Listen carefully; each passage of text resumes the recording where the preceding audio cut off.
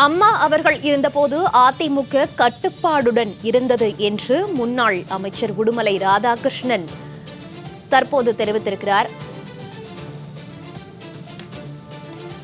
அதிமுகவிலிருந்து முன்னாள் அமைச்சர்கள் மற்றும் முக்கிய நிர்வாகிகள் தற்போது தாவேகவில் ஐக்கியமாக இருக்கிறார்கள்.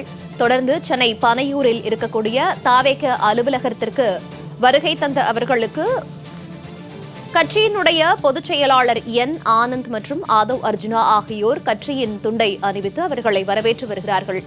அந்த காட்சிகளை பார்த்து வருகிறோம். விவரங்களோடு செய்தியாளர் தாரணி இணைப்பில் இருக்கிறார். தாரணி, வணக்கம். அதிமுகவினுடைய முன்னாள் அமைச்சர்கள் மற்றும் முக்கிய நிர்வாகிகள் தாவேகவில் இன்று ஐக்கியமாக இருக்கிறார்கள். இந்த நிகழ்வு தொடர்பாக விவரிங்க. இன்று அதிமுகவிலிருந்து பல அதிமுகவின் நிர்வாகிகள், முன்னாள் சட்டமன்ற உறுப்பினர்கள் மற்றும் முன்னாள் அமைச்சர்கள் ஆகியோர் அதிமுகவிலிருந்து விலகி தமிழக வெற்றி கழகத்தில் இணையும் இந்த நிகழ்ச்சியானது நடைபெற்று வருகிறது. தற்பொழுது அதிமுகவில் இருந்து தமிழக வெற்றி கழகத்தில் இணைந்தவர்கள் தமிழக வெற்றி கழகத்தின் உறுதிமொழியை சற்று நேரத்திற்கு முன்பு ஏற்றனர். பின்பு அவர்களுக்கு பொதுச் செயலாளர் என் ஆனந்த், ஆதவர்ஜுனா உள்ளிட்டோர் கட்சியின் துண்டை அணிவித்து அவர்களை கட்சிக்கு வரவேற்றனர். இந்த நிலையில் தற்பொழுது பேசிய உடுமலை ராதாகிருஷ்ணன், முன்னாள் அமைச்சர் உடுமலை ராதாகிருஷ்ணன், எங்களை இணைத்த முதலமைச்சருக்கும் பொதுச் செயலாளருக்கும் நன்றி என நன்றி தெரிவித்துவிட்டு பின்பு அதிமுகவிலிருந்து நாங்கள் விலகி தற்போது தமிழக வெற்றி கழகத்தில் இணைந்ததற்கான காரணம் புரட்சி தலைவர் அம்மா அவர்கள் இருந்தபொழுது அதிமுக மிகவும் கட்டுப்பாடோடு இருந்தது. புரட்சி தலைவி என்ன நினைக்கிறார்களோ அதை செய்பவர்களுக்கே அதிமுகவில் இடமானது இருந்தது. அதிமுக மிகவும் கட்டுப்பாடோடு இருந்த நிலையில் தற்போது கட்டுப்பாடற்ற ஒரு கழகமாக அதிமுக இணைந்து வருகிறது. கடந்த 9 ஆண்டுகளாக அம்மா இறந்ததை நாங்கள் எல்லாம் எம்ஜிஆர் காலத்திலிருந்து அதிமுகவில் இருக்கிறோம். எங்களது வாழ்க்கையில் ஒரு திருப்புமுனையை ஏற்படுத்தியது அம்மாவின் இறப்பு தான். அம்மா இறந்த பிறகு தற்பொழுது அதிமுக கழகமானது உடைந்து ஒரு கட்டுப்பாடு இல்லாத கழகமாக மாறி இருக்கிறது. மேலும் அதிமுக கட்டுப்பாடற்ற கழகமாக இருந்து வரும் நிலையில் நாங்கள் இங்கு வருவதற்கான காரணமும் அதுதான் என்று உடுமலை ராதாகிருஷ்ணன் அவர்கள் தற்பொழுது பேசிய அப்போ தெரிவித்திருக்கிறார்.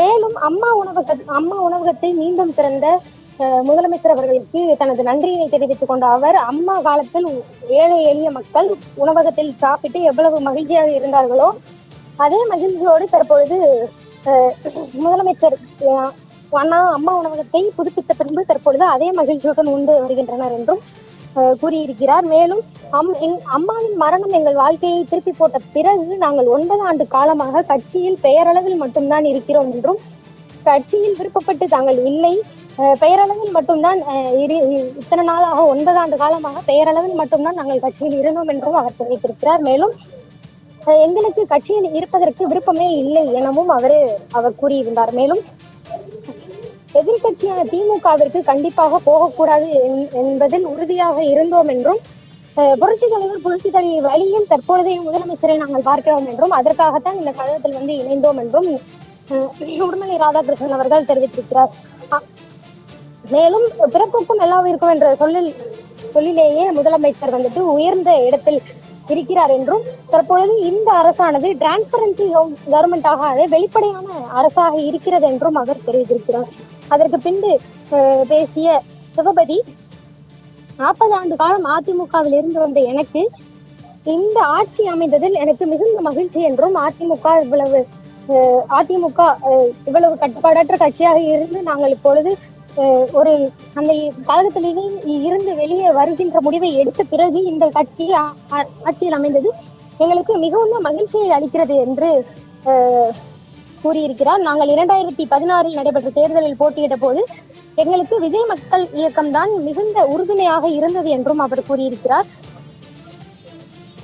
மேலும் மக்கள் எதிர்பார்ப்பு என்னவோ அதற்கு ஏற்றவாறு நாங்கள் வேலை பார்த்து அடுத்து எதிர்காலத்தில் வரக்கூடிய தேர்தல்கள் அனைத்தும் தலைமை என்ன சொல்கிறதோ அதை கேட்டு நிச்சயம் நாங்கள் செயல்பட்டு 234 தொகுதிகளிலும் தமிழக வெற்றி கழகம் வெற்றியடைய என்னென்ன வேலைகள் எல்லாம் செய்து பாடுபட முடியுமோ அந்த அளவுக்கு செய்து நாங்கள் 234 தொகுதிகளிலும் தமிழக வெற்றி கழகத்தை வெற்றியடை செய்வோம் என்றும் கூறியிருக்கின்றனர். தகவல்களுக்கு நன்றி தாரணி.